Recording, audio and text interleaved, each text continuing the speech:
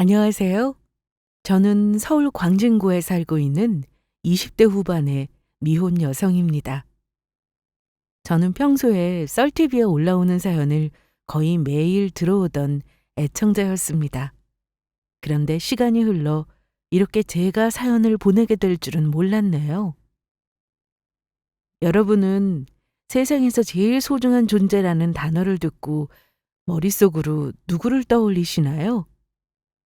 사람마다 차이가 있겠지만 통계에 의하면 대부분의 사람들은 가장 먼저 엄마를 떠올린다고 합니다. 그리고 저 역시도 그 통계에 나온 대부분의 예외가 아니었습니다. 엄마라는 단어만 들어도 이상하게 눈물이 나올 만큼 저는 세상에서 저희 엄마를 제일 사랑하거든요. 하지만 얼마 전 저는 하마터면 그렇게 소중한 엄마에게 너무나도 큰 상처를 드릴 뻔했던 사건이 있었습니다. 심지어 그 가해자는 다른 사람도 아닌 저의 예비 신랑의 어머니 때문이었어요. 말하자면 제 예비 시어머니가 될 뻔했던 사람이었죠. 지금은 파혼을 하게 됐지만 아직까지도 그때 일만 떠올리면 화가 나기도 하고 엄마에게 너무 죄송하기도 미안하기도 합니다. 제가 이런 이야기를 하면 저희 엄마는 이런 것도 인생의 큰 경험이라며 오히려 저를 위로하고는 하셨어요. 겪지 않았으면 더 좋았을 일조차 인생의 경험이 되기는 하는 걸까요? 어제 핸드폰 속에 사진첩 정리를 하다가 문득 그때의 일이 떠올라 이렇게 사연을 보내봅니다. 여러분께는 부디 이런 일이 없기를 바라면서요. 사실 저희 엄마와 제 사이가 유난히 더 각별한 것은 이유가 있었습니다. 왜냐하면 저는 형제가 없는 외동딸이고 엄마도 제가 어린 시절에 남편을 사고로 잃었었거든요. 말하자면 엄마와 저에게는 서로가 서로밖에 없는 유일한 가족이었던 겁니다. 물론 저희 아버지가 살아계시던 시절에도 저희 셋은 세상 부러울 것이 없을 정도로 화목한 가정이었습니다. 하지만 불행은 왜 항상 인간이 가장 행복한 순간에 닥쳐오는 걸까요? 제가 12살이 되던 해에 걸려왔던 그 전화를 저는 아직도 생생하게 기억하고 있습니다. 여보세요, 거기 유민근 씨 댁인가요? 네, 저희 아버지예요. 누구세요? 아, 따님이세요? 유민근 씨가 사고로 지금 병원 응급실에 실려오셨거든요. 네? 사고요? 지금 수술 들어가야 하니까 보호자분 모시고 바로 와주세요. 저는 수화기를 들고서 한동안 멍하니 서 있었던 것 같습니다. 아버지가 사고를 당했다는 간호사의 말이 너무나 실감이 나지 않았거든요. 뒤에서 그런 제 모습을 보며 엄마가 무슨 일이냐고 다시 되물을 때까지요. 저는 바로 울음을 터뜨리며 엄마에게 전화를 넘겨주었습니다. 그리고 엄마와 저는 곧장 택시를 잡아 타고 병원으로 향했죠. 하지만 이미 늦었더라고요. 가는 길에 미리 수술 동의를 했고 수술을 먼저 시작했지만 저희가 도착했을 때에는 이미 수술실 베드 위에서 아버지가 돌아가신 이후였습니다. 저희를 맞아주는 건 더 이상 아버지의 따뜻한 목소리가 아니었어요. 이미 싸늘하게 식어버린 채 축 늘어진 차가운 몸뿐이었죠. 나중에 경찰이 찾아와 알려준 사인에 의하면 아버지는 정말 어이없는 사고에 휘말려 돌아가시게 된 것이었습니다.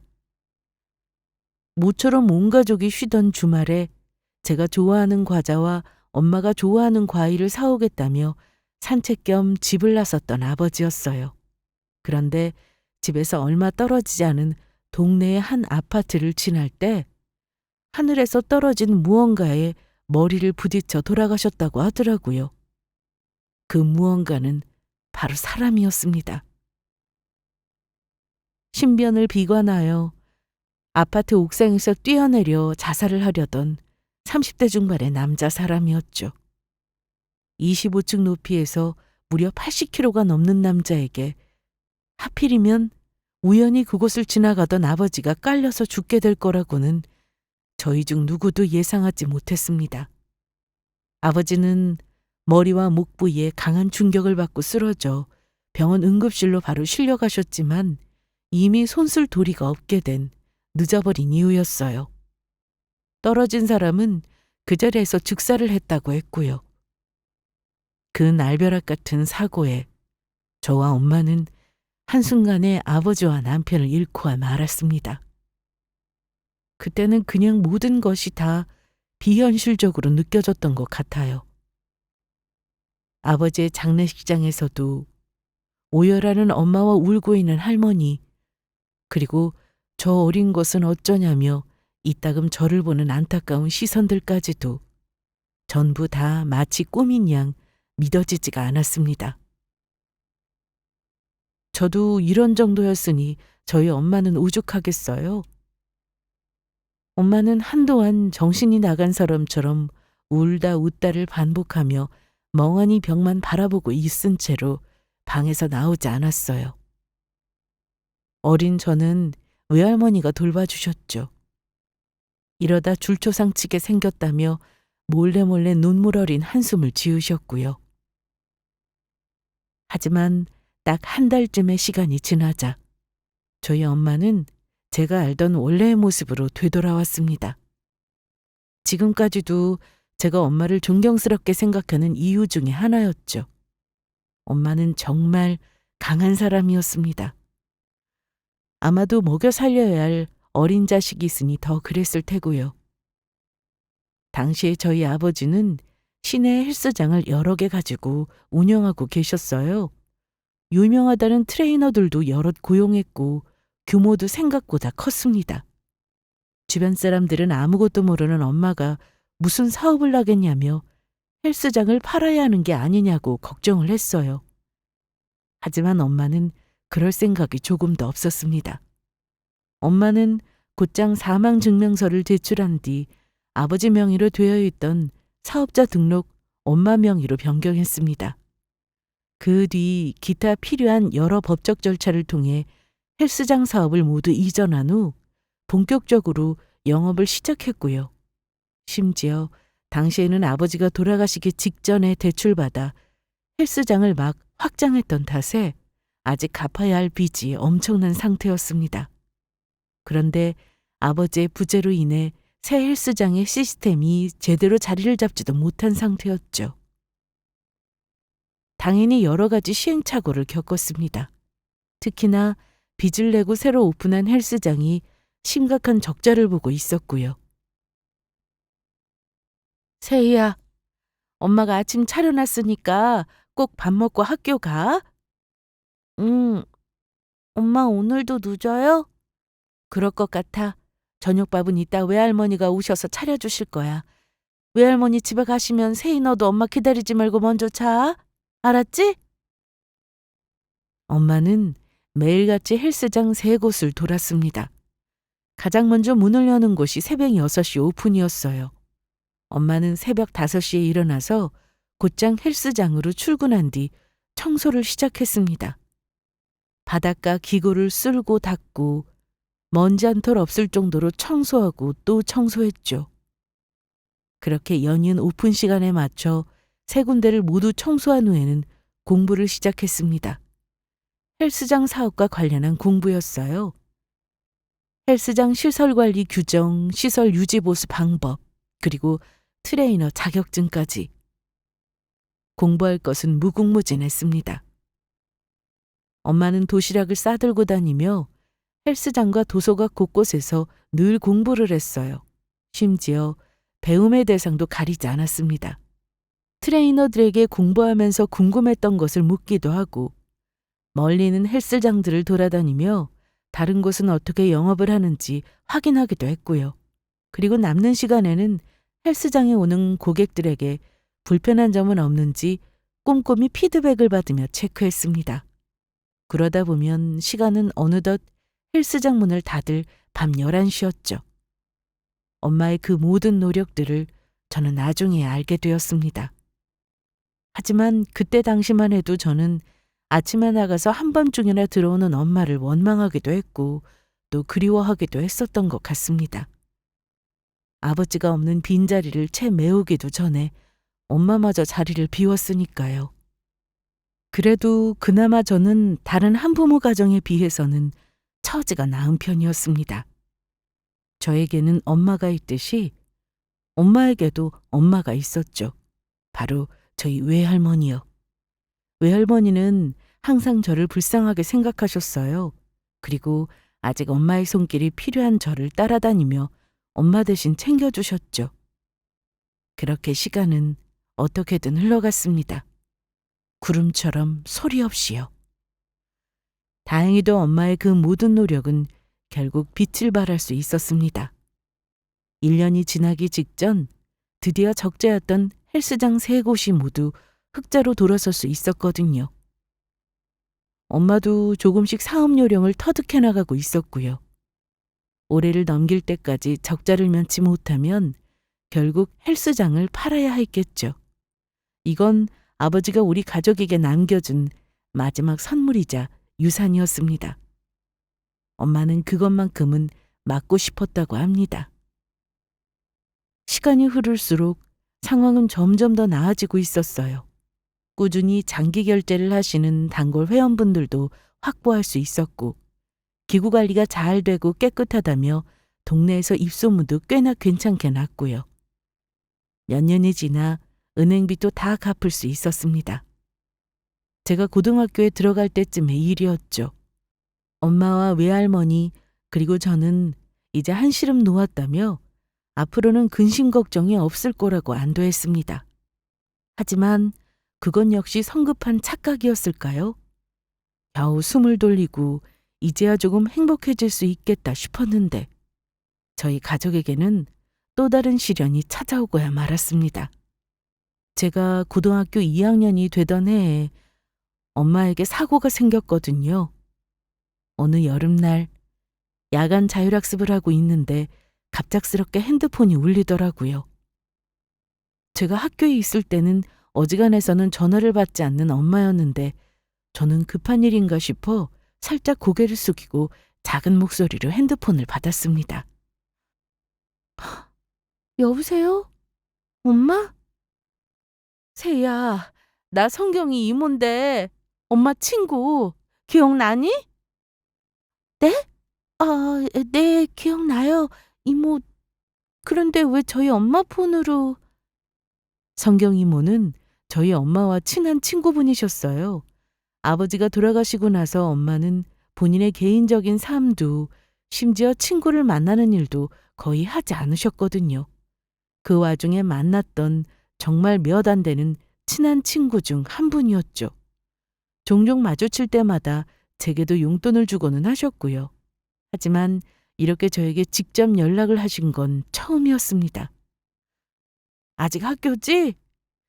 너무 놀라지 말고 들어, 세희야. 네? 너희 엄마가 교통사고가 나서 지금 이모가 일하는 병원에 실려왔거든? 네? 엄마가요? 많이 다쳤어요? 아니야, 너무 걱정 안 해도 돼. 일단 수술 들어갔으니까 외할머니 모시고 병원으로 얼른 와. 알았지? 저는 그 말을 듣는 순간 소리를 지르며 자리에서 벌떡 일어났습니다.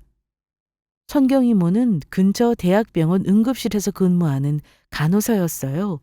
그리고 그 병원은 엄마의 헬스장과 가까웠죠. 제가 소리를 지르며 일어서기 무섭게 친구들이 무슨 일이냐고 웅성거리기 시작했지만 제 귀에는 더 이상 아무 말도 들리지 않았습니다. 고막이라도 나간 것처럼 또렷한 말소리 대신 웅웅거리는 소리만 들리더라고요.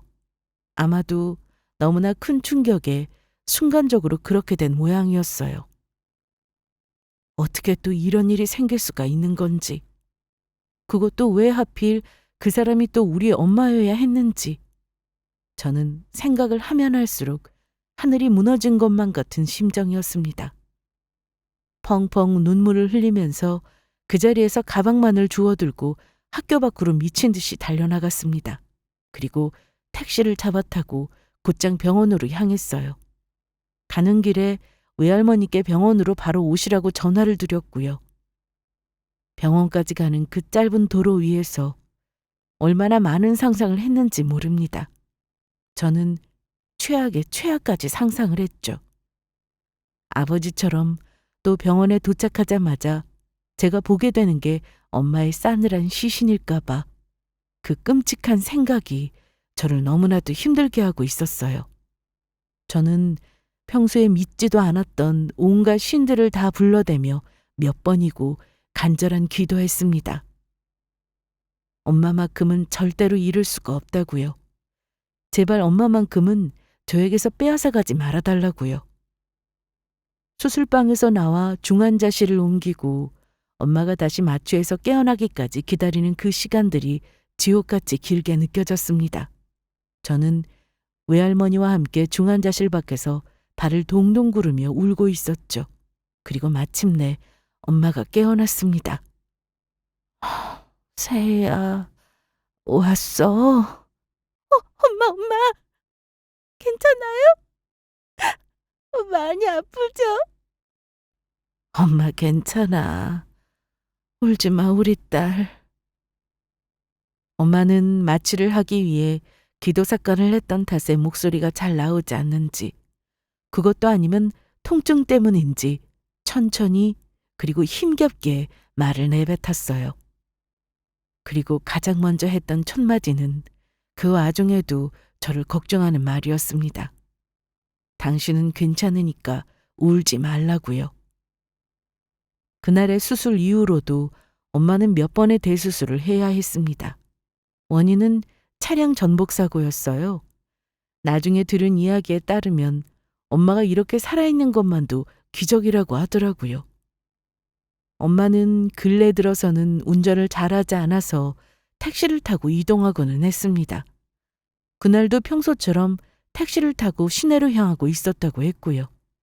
하지만 건너편에서 속도를 추월해서 오던 차량이 연쇄 추돌을 일으켰고 그 앞쪽에 있던 트럭이 중앙선으로 넘어 엄마가 타고 있던 택시를 들이받았다고 합니다.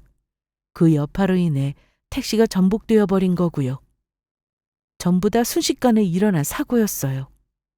다행히 시내 한가운데서 벌어진 일이라 119 구급대가 금방 출동할 수 있었고 바로 근처 대학병원으로 빨리 옮길 수 있었기에 엄마의 목숨은 살릴 수 있었다고 했습니다.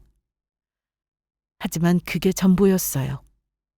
엄마는 그 사고로 척추에 강한 충격을 받았고 그 때문에 요추 부분이 손상되어 결국 하반신 마비라는 장애를 얻게 되었거든요. 그 외에도 다발성 골절 등으로 인해 여러 가지 수술을 병행해야 했고요. 나중에 수술을 마치고 나온 의료진으로부터 그 소식을 들었을 때 할머니는 그 자리에서 주저앉고 말았습니다. 하지만 저는 엄마가 살아있는 것만으로도 다행이라고 생각했어요. 그리고 저희 엄마도 저와 마찬가지로 좌절하지 않으셨고요. 그럼 저는 앞으로 아예 못 움직이게 되나요? 그럴 수도 있고 아닐 수도 있습니다. 현재로서는 보조 장비 없이 다시 걷게 될 가능성은 없습니다. 하지만 중요한 건 환자분의 의지고 저는 의지만으로 기적을 일으키는 환자분들을 본 적이 있습니다. 기적이요? 네. 적어도 휠체어를 타실 정도는 되어야 하지 않겠습니까? 엄마는 담담하게 본인의 상태에 대한 설명을 듣고는 고개를 끄덕였습니다. 그리고 무언가를 결심한 듯 했죠. 그리고 저희에게 말했습니다. 아휴, 이게 무슨 일이야 대체? 왜 너한테 이런 일이 생겨야 해? 엄마, 너무 걱정하지 마세요. 그리고 세희 너도 아무 걱정할 필요 없어. 엄마 꼭 재활 열심히 해서 다시 일어날 거야. 엄마가 그러더라고요. 아직 살아갈 날이 많은데 누워만 있을 수는 없다고요. 그 뒤부터 엄마는 병원에서 마련해준 스케줄대로 재활치료에 매달렸습니다. 오로지 태어난 목적이 재활치료에 있는 사람처럼 열심이었어요. 그곳에 있는 누군들 다시 원래대로의 삶으로 돌아가고 싶지 않았겠냐만 저희 엄마는 제가 보기에도 정말 악착 같았습니다. 그리고 엄마는 재활에 성공했습니다. 물론 의사의 말대로 보조 장비 없이 다시 걷게 될 수는 없었어요. 하지만 휠체어를 타고 생활하고 급한 곳에서는 목발을 짚고 조금 움직일 수 있을 정도의 회복이 되었습니다.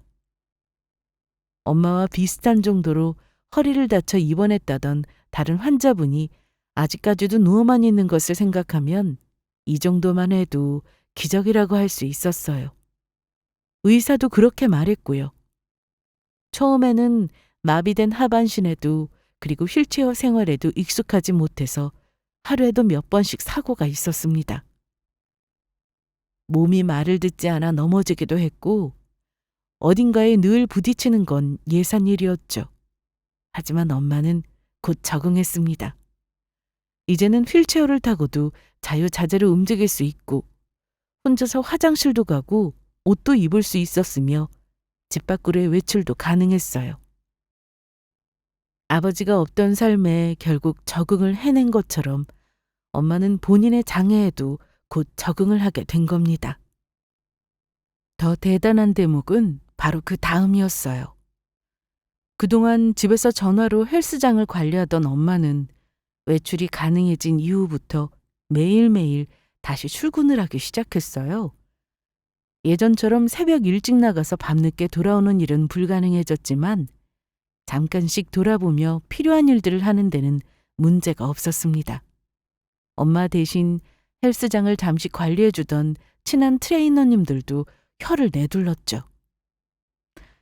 우리 가족의 아픔은 그렇게 다시금 극복되고 있었습니다. 저는 대학에 들어갔어요. 비록 원하던 곳에 한 번에 들어가지를 못해 재수를 하기는 했지만 결국 희망하던 대학을 붙을 수 있었습니다. 1년, 2년, 대학에 들어간 이후의 삶은 너무나도 빠르게 지나가더라고요. 대학을 졸업하고 취업을 할 때까지 저도 그곳에서 제 인생을 사느라 바빴고 엄마는 마찬가지로 엄마의 인생을 다시 살아내고 있었습니다.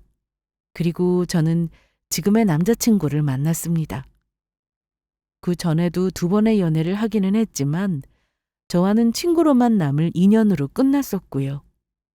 사실 대학 졸업 후 들어갔던 첫 직장에서 겨우 1년을 채우고 퇴사한 터라 당시에는 연애를 할 생각조차 없었던 상황이었습니다. 그럴 정신도 없었고요. 하지만 상황이 되지 않아도 인연은 찾아오는 법이더라고요. 급하게 퇴사를 저지른 뒤에 저는 공기업 시험 준비를 위해 도서관을 다니고 있는 형편이었습니다. 그리고 남자친구는 그 도서관에서 만난 그 학교 학생이었어요. 도서관에 가보신 분들은 다들 아실 겁니다. 지정석에 없어도 매일같이 오는 사람들끼리는 암묵적으로 정한 지정석이 있다는 것을요. 자리마다 명당은 있었고 일찍 오는 순서대로 흔히 그 명당을 차지하는 법이었거든요. 하지만 생각보다 도서관을 매일같이 문 여는 시간에 오는 사람은 잘 없었습니다. 저와 남자친구는 그 몇 안 되는 일행에 속했고요. 저기 죄송한데요. 네? 그날도 일찍 와서 자리를 지키고 있던 그 사람에게 묘한 동지애를 느끼며 제 공부를 시작했던 하루였습니다. 갑자기 생각지도 못했던 타이밍에 그 사람이 저에게 와서 말을 걸더라고요. 정확히는 제가 뒤를 돌아보자마자 뭔가를 휘갈겨 쓴 쪽지를 보여줬고요. 저는 순간 헉, 내가 너무 시끄러웠나? 하는 생각이 들었습니다. 대부분 도서관에서 타인에게 받는 쪽지는 그런 내용일 테니까요.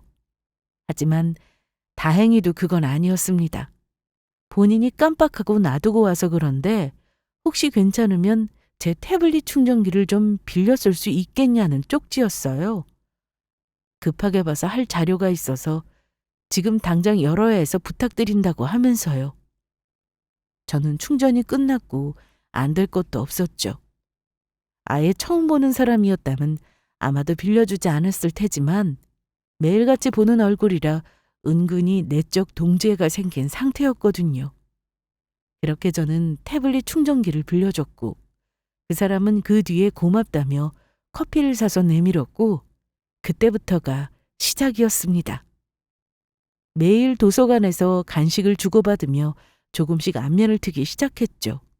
나중에는 쉬는 시간에 같이 도서관 1층 카페에서 커피도 마시고 학생 식당에서 밥도 먹고 그리고 마침내 저희는 사귀게 되었습니다. 도서관에서 하라는 공부는 안 하고 연애만 한다더니 그게 딱 우리 얘기였네? 연애는 하지만 공부도 같이 하잖아. 우리 얘기 아니야. 남들 눈에는 그게 그거야. 솔직히 나 꼬시려고 충전기 빌려달라고 한 거지? 충전기 사실은 가방에 있었던 거 아니야? 와, 진짜 아니거든? 날 뭘로 보고 그렇게 의심스러운데 왜 빌려준 거야? 안 빌려주면 더 귀찮게 할 것 같아서 빌려줬지. 공부 열심히 하는 사람 같아서? 남자친구는 그 학교의 석사 과정에 재학 중인 대학원생이었습니다. 학부도 석사도 모두 같은 학교 출신이라고 했죠. 나름 명문대에 손꼽히는 학교라서 공부를 열심히 했겠구나 싶었습니다. 그리고 제가 생각했던 것과 마찬가지로 남자친구도 매일같이 빼먹지 않고 도서관에 일찍 나와 열심히 공부하는 제 모습을 보면서 솔직히 호감을 가지고 있었다고 했고요.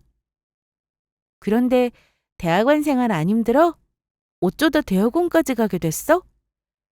공부하는 건 안 힘들어. 그냥 적성에 맞는 것 같아. 하고 싶은 공부 계속 더 하다가 운이 좋으면 교수 될 수 있겠지. 그럼 교수가 최종 목표야? 박사도 해야겠네? 아무래도. 교수가 안 되면 연구소라도 가겠지. 일단 박사를 해봐야 구체적인 진로가 각이 나올 것 같아. 남자친구는 이미 본인의 진로가 확고히 정해진 사람이었습니다.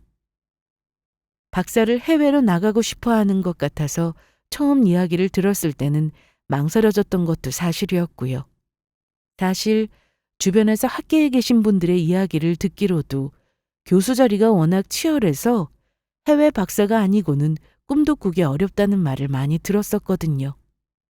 그럼 장거리가 될 테고 어차피 그때 헤어질 거라면 지금 아예 만나지 않는 게 더 낫지 않을까 하는 생각이 들었습니다. 하지만 저는 곧 마음을 고쳐먹었어요. 박사는 박사고 그건 그때 가서 생각해 보기로 해요. 살면서 인생에 얼마나 의외의 사고가 많이 생기는지는 누구보다 제가 더 잘 알고 있었으니까요. 당장 서로가 좋은데 아직 닥치지도 않은 미정의 일로 지레 헤어질 필요는 없다고 생각했어요. 어차피 박사도 1년 반 뒤의 일이었고요. 남자친구는 여태껏 공부만 해왔던 범생이었습니다. 흔한 여자 사람 친구조차 몇 명 없다고 하더라고요. 저는 남자친구와 연애를 하며 열심히 둘만의 추억을 쌓았습니다. 그 사이에 물론 저도 원하던 공기업에 합격해 직장 생활을 다시 시작했고요. 서로가 운명이었기 때문일까요? 저희는 서로를 만나면서 그동안 준비해왔던 모든 일들이 다 잘 풀린다는 생각이 들었습니다.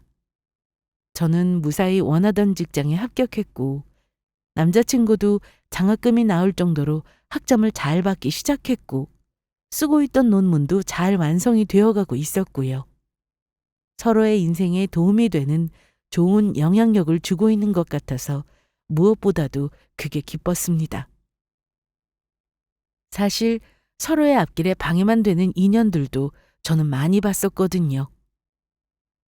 연애가 순조롭게 1년을 넘어가면서 남자친구는 저희 엄마와도 만나게 되었습니다. 솔직히 말해 부모님을 보여드리는 건 아직 시기상조가 아닌가 하는 생각도 했었어요. 첫 만남도 약간 제 자취방에 뭔가를 갖다 주러 오시던 엄마와 마주친 거라 우연에 가까웠고요. 하지만 그 자연스러운 첫 만남 이후로는 셋이서 자연스럽게 몇 번을 더 만나게 되었습니다. 어머님 다리는 언제부터 불편하셨던 거야? 나 고등학교 다닐 때. 그때 교통사고로 그렇게 되셨어. 내가 저번에 얘기했지?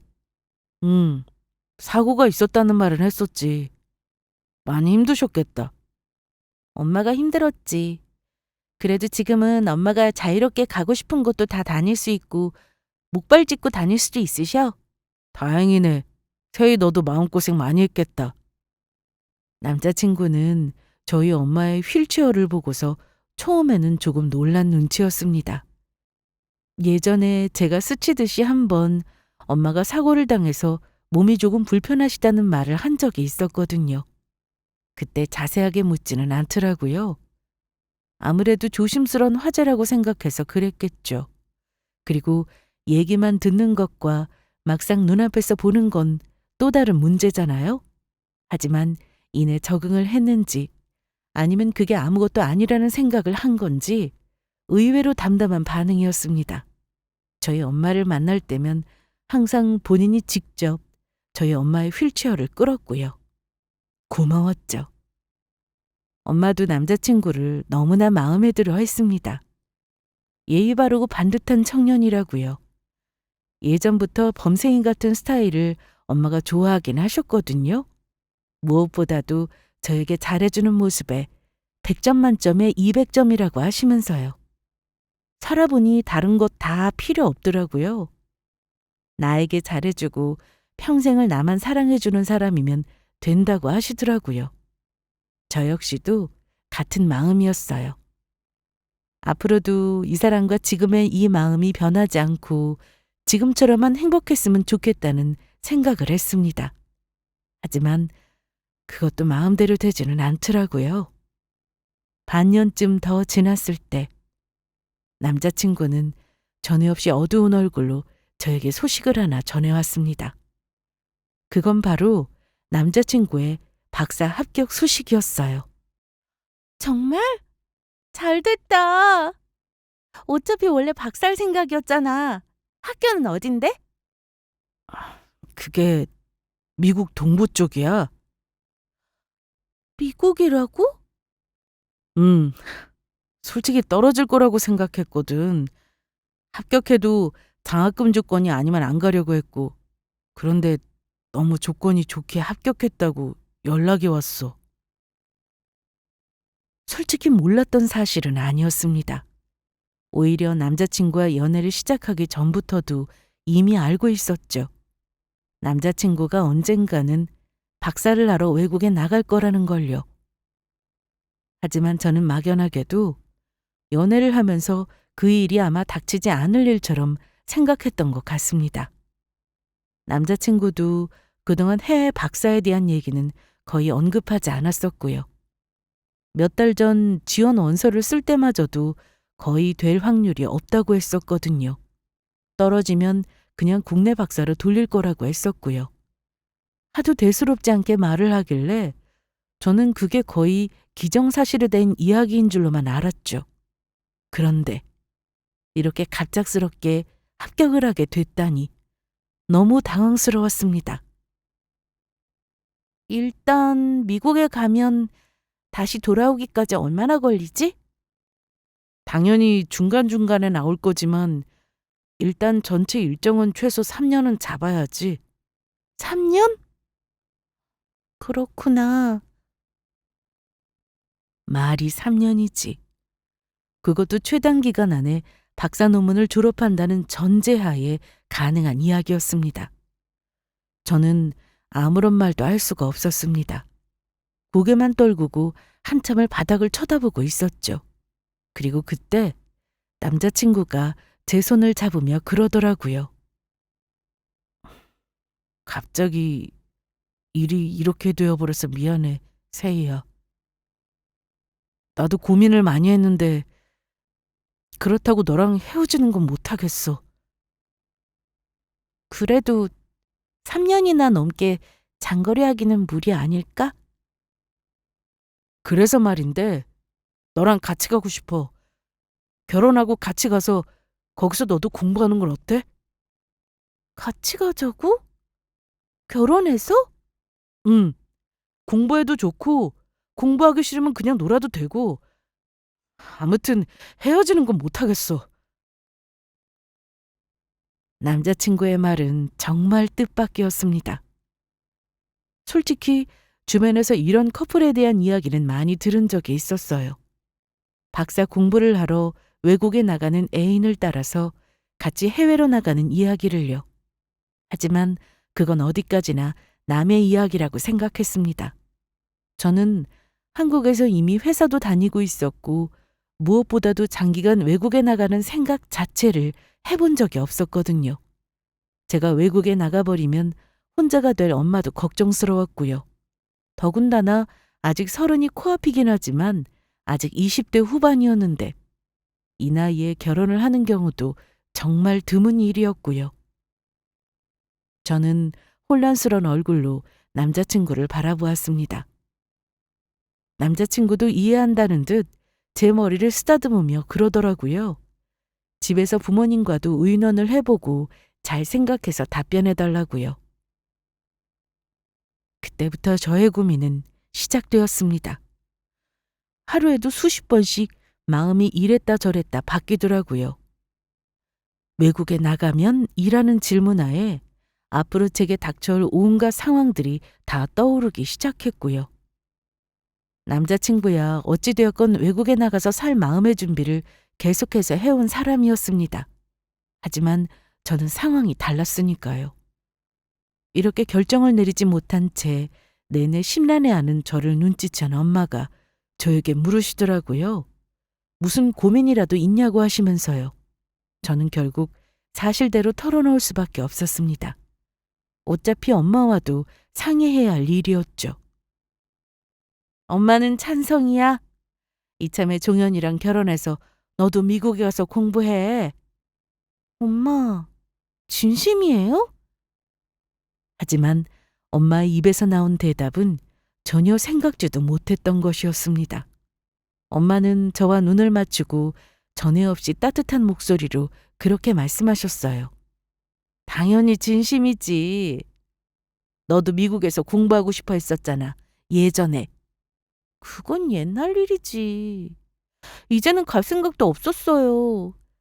너 석사 지원해서 합격까지 해놓고서 엄마 때문에 걱정돼서 안 간 거 엄마도 내내 마음에 걸렸어. 하지만 이게 하늘이 주신 기회 아니겠니? 종현이랑 상관없이 언젠가는 네가 외국에 나가서 공부하는 것도 꼭 보고 싶었어. 그런데 이제는 종현이가 네 곁에서 보호자로 함께 할 테니 한결 더 안심이 되고. 엄마. 사실 저는 대학교 졸업반이던 시절에 미국 석사를 합격한 상태였습니다. 그때는 미국에 너무나도 가고 싶었어요. 짧게 다녀왔던 몇 개월짜리 어학연수가 저에게 너무나도 아름다운 기억이었거든요. 그래서 석사만이라도 그곳에서 다시 공부해보고 싶다는 마음이 컸습니다. 그렇게 무작정 원서를 쓰기는 했지만 막상 합격 통보를 받게 되니 갈 수가 없더라고요. 엄마 얼굴이 아른거려서요. 결국 포기하고 들어간 것이 첫 번째 회사였습니다. 알고 보니 엄마는 그 일이 내내 마음에 걸렸던 모양이었어요. 저에게는 말하지 않았었지만요. 그리고 유학비는 엄마가 지원을 해주시겠다고 하시더라고요. 내가 가고 싶은 곳에서 하고 싶은 거 하는 걸 보는 게 엄마의 기쁨이라고 하시면서요. 엄마의 말을 듣자 갈팡질팡하던 마음이 정리되는 것을 느낄 수가 있었습니다. 실은 저도 모르게 내심으로는 가고 싶었던 모양이었어요. 저는 엄마를 끌어안으며 고맙다고 말했습니다. 그리고 미안하다고요. 엄마는 말없이 웃으며 저를 마주 안아주셨죠. 그 뒤로 결혼 준비가 본격적으로 시작되었습니다. 전제 조건은 어디까지나 결혼을 하고 같이 떠나는 것이었으니까요. 남자친구도 당연히 너무 기뻐했죠. 그렇게 졸지에 저는 갑작스런 결혼 준비와 유학 준비를 동시에 해야 했습니다. 회사에 사직서를 낼 타이밍도 잘 살펴야 했고요. 다녀온 후에 커리어가 걱정되지 않는 것은 아니었지만 그건 일단 다녀와서 생각해 보기로 했어요. 그리고 예비 시어머니를 찾아뵙게 된 날, 남자친구가 미리 신신당부를 하더라고요. 본인 어머니가 조금 이상한 얘기를 해도 그러려니 해달라고요. 어머니가 본인을 혼자 키우느라 고생을 많이 하셔서 돈에 예민하시다고요. 다른 건 문제가 없는데 혹시 그 얘기로 예민하게 구시면 제가 좀 이해를 해달라고 하면서요. 남자친구 역시 저처럼 어릴 때 아버지를 잃고 어머니와 단둘이 살았었는데 어머니가 사업을 일으켜 지금까지 본인을 키우셨다고 했죠. 여러모로 저희 집과 사정이 비슷했기에 처음 이 이야기를 했을 때 서로가 신기했던 기억이 나더라고요. 하지만 의외로 만나뵌 자리에서 예비 시어머니는 남자친구가 우려했던 특별한 이야기나 돌발 행동을 보이지 않으셨어요. 오히려 전혀 그런 모습은 없었죠. 제가 무슨 일을 하는지 물어보셨고 저희 엄마가 사업을 하신다는 말에 그렇구나 하실 뿐이었습니다. 자세한 얘기는 남자친구를 통해 들으셨겠지만요. 그리고 어차피 길게 찾아뵙고 대화를 길게 나눌 상황도 아니었습니다. 예비 시어머니는 사업을 하고 계셨는데 평소에 회사 일과 출장으로 늘 바쁘시다고 했거든요. 그날도 지방 출장이 있어서 1시간쯤 시간을 내어주고는 곧 나가야 한다고 하셨죠. 그럼 결혼 준비는 둘이서 알아서 잘 하도록 해요. 요즘은 아가씨들이 워낙 똑똑하고 야무져서 알아서들 잘하더라고. 그렇지 않아도 혼자 장기간 미국에 나간다고 해서 걱정을 많이 했는데 나는 같이 따라가줄 아가씨가 있다는 것만 해도 안심이에요. 아닙니다. 같이 가게 돼서 제가 더 안심이에요.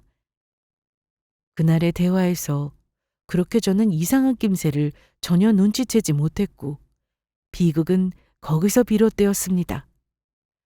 첫인사가 무사히 끝나는 바람에 뒤이은 상견례에서 정말 생각지도 못했던 난리를 겪어야만 했었거든요.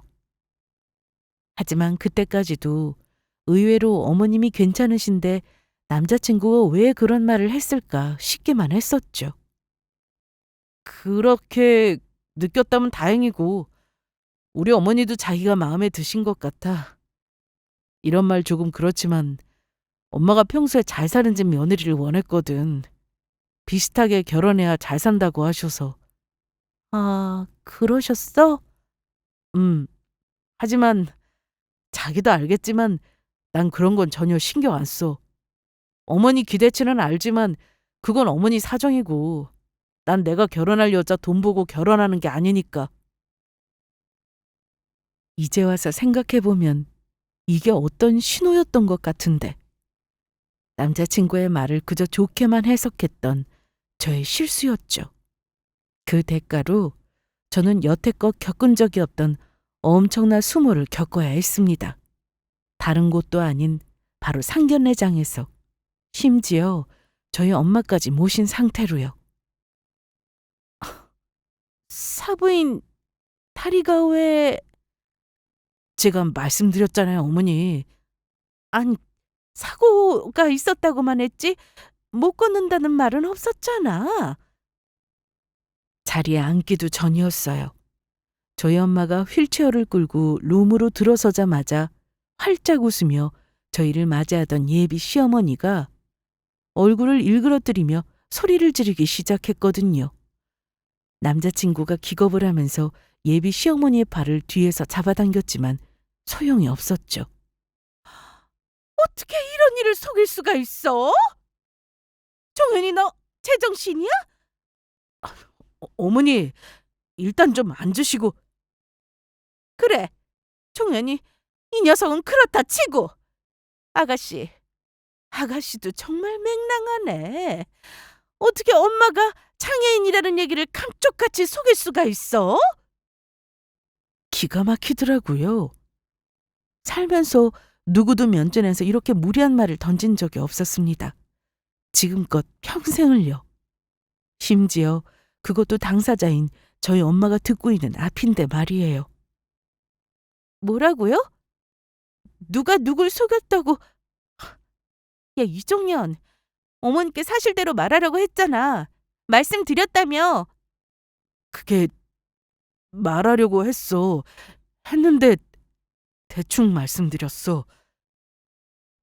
그제서야 저는 이 일이 어떻게 돌아가는지 알 것 같았습니다. 저는 엄마의 이야기를 속임없이 모두 전달하라고 말했고 남자친구는 본인이 말을 하겠다고 말을 한 상태였습니다. 이 자리에 나오기 전까지만 해도 당연히 말씀을 드린 줄 알고 있었기에 제가 말을 할 생각을 하지 못했던 거죠. 절대 이 일을 속일 생각은 없었습니다. 그런데 알고 보니 저 인간이 그걸 숨겼던 겁니다. 아마도 제 엄마가 이렇게까지 경우 없이 펄쩍 뛸 거라는 걸 알고 있어서였겠죠. 사부인, 뭔가 오해가 있었던 것 같습니다. 일단 자리에 앉으셔서 말씀을 나누시죠. 오해는 무슨 오해? 딱 봐도 작정하고 숨기고 결혼하려고 한 거구만. 뒤늦게 상황을 눈치챈 엄마는 일단 이를 수습하기 위해 말을 꺼냈지만 상대는 전혀 말을 들을 생각이 없었습니다. 오히려 더 펄펄 뛰며 고성을 지르기 시작했어요. 기왕 말 나온 김에 여기서 사실대로 따져보자고요. 아가씨, 우리 아들 등골 빨아먹으려고 결혼하자고 한 거 아니에요? 아들 미국 간다고 하니까 얼씨구나 잘됐다 싶어서 결혼하자고 설친 거 아니냐고? 뭐라고요? 우리 집 잘 사는 거 보고 결혼해서 한몫 챙기려고 했구만. 세상에 나 꽃뱀이 그렇게 무섭다더니 장애인 엄마 데리고 있으면서 주제도 모르고 어딜 감히 우리 아들을 넘봐? 당장 파혼해! 어머니! 아줌마, 미친 거 아니에요? 먼저 결혼하자고 한 게 누군데 뭐 꽃뱀이라고요? 저런 소리까지 듣고 제가 제정신일 리가 없었습니다. 상견례장은 아수라장이 되고 말았어요. 나중에 밖에 있던 직원들이 모두 뛰어들어와 저희를 뜯어말릴 정도였죠. 당연히 상견례는 파토가 났습니다. 온갖 상처가 될 막말들을 주고받고 나서요. 저는 곧바로 엄마를 모시고 그곳에서 빠져나왔습니다. 엄마 미안해요. 저 때문에 괜히 안 들어도 될 소리까지 들으시고. 아니야, 세희야. 엄마는 괜찮아. 너는 괜찮아? 전 괜찮아요. 걱정하지 마세요. 이 와중에도 엄마는 상처받았을 제 마음을 걱정하시더라고요. 눈앞에서 딸이 꽃뱀이라는 막말까지 들었는데 당연히 엄마도 괜찮으실 리가 없었죠. 더 화가 나는 건 그 인간의 반응이었습니다. 제 남자친구였던 바로 그 인간이요. 결혼하자고 한 게 나야? 같이 미국 가자고 한 게 나냐고!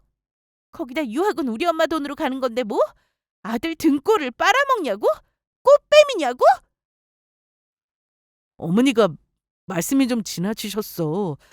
자기도 흥분한 것 같으니까 일단 좀 진정하고 어머님한테는 대신 죄송하다고 말씀 좀 드려. 이해 좀 해줘. 이게 이해가 될 일이야?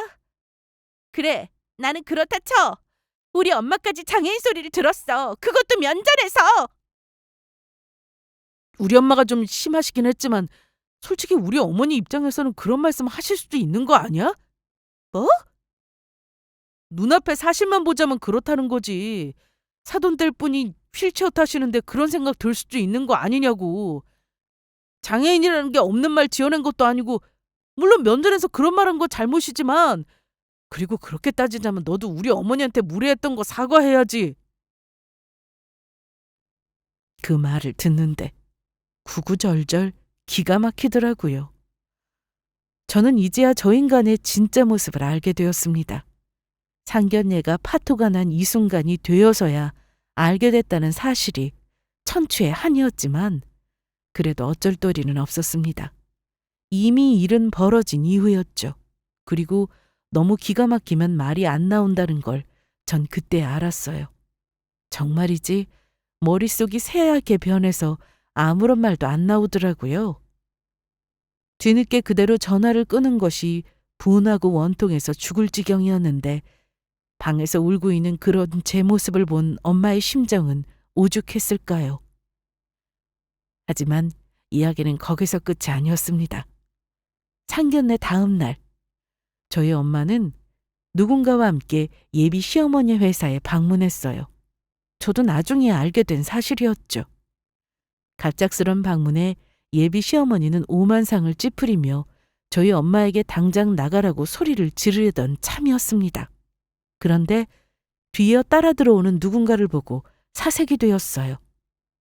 아니, 김 사장님이 여기는 어쩐 일로? 내가 여기 박 사장님이랑 친한 친구예요. 벌써 10여 년을 넘게 알아온 사이죠. 그런데 듣자니 어제 기가 막힌 일을 당했다고 하더라고요. 윤 사장 그렇게 안 봤는데 사람이 참 경우가 없네요. 예비 시어머니는 지역 음식점에서 식자재 공급을 하는 중간 공급 배송사 대표였습니다. 그 중에서도 주력은 치즈 사업이었고요. 그리고 엄마와 함께 방문한 사람은 바로 예비 시어머니의 주 거래처 대표였습니다. 수도권의 소규모 피자 프랜차이즈 본사의 대표님이었던 거죠. 그 본사에 소속된 프랜차이즈에 납품하는 치즈가 예비 시어머니 거래처 매출의 대다수를 차지하는 절대갑이었던 겁니다. 당연히 그 소리를 듣고 예비 시어머니가 사색이 되지 않았겠어요? 아니, 그게 아니라 어제 일은 원래는 대표 모임에서 우연찮게도 사부인이 여기 내 친구랑 거래한다는 소식을 듣고 나중에 같이 식사 자리나 마련할까 해서 미리 언지를 줬었어요. 나중에 우리 사돈들 집안이니 잘 부탁하라는 말도 했었고요. 그런데 그 식사 자리가 이렇게 될 줄은 몰랐네요. 사람 일 참 어떻게 될지 모른다더니. 사부인, 잠시만요. 어제 일은 제가 큰 실수를 했던 것 같네요. 됐어, 박 사장. 이야기 더 들을 필요가 뭐 있어. 실수고 뭐고 앞으로 우리 회사랑 거래는 여기서 끝냈으면 좋겠네요. 내가 또 경우 없는 사람이랑은 거래를 안 한다는 주의라. 5년을 넘게 이어왔었던 본사와의 공급 계약은 거기서 끝났습니다. 갑작스럽게 계약이 끊겼으니 매출에 막대한 타격을 받았던 건 말할 것도 없었고요. 꽃뱀이니 장애인이니 막말을 해대던 기세는 어디로 가고 저희 엄마를 찾아와 몇 번이고 사죄드린다며 다시 이 혼사를 진행시키자는 둥 헛소리를 해대더라고요. 그걸로도 모자랐는지 나중엔 남자친구까지 동원해서 번갈아가며 매달랐고요. 하지만 그게 끝이었습니다. 엄마는 순전히 선의로 그 본사 대표님에게 예비 사돈댁의 이야기를 잘해주고 있었는데 그 인연이 한순간에 뒤도 돌아보지 않을 악연으로 끝날 줄은 아무도 몰랐겠죠. 저희는 파혼을 했고 건너 그 집이 어떻게 됐는지는 나중에 전해드릴 수 있었지만 이제는 더 이상 관심이 없었습니다. 어차피 남의 일이었으니까요. 저는 예정대로 유학 준비를 하고 있습니다. 그 인간과는 별개로 다른 세상을 나가보고 싶어졌거든요. 엄마 말씀대로 지난 일은 모두 털어버리고 그곳에서 새로 시작하게 될 30대를 준비해 보려고 합니다. 갑작스럽게 찾아온 시련은 언젠가는 이렇게 다 지나가기 마련이더라고요. 시련의 터널을 지나고 계시는 분들이 있다면 힘내라는 말씀을 드리고 싶었어요. 감사합니다.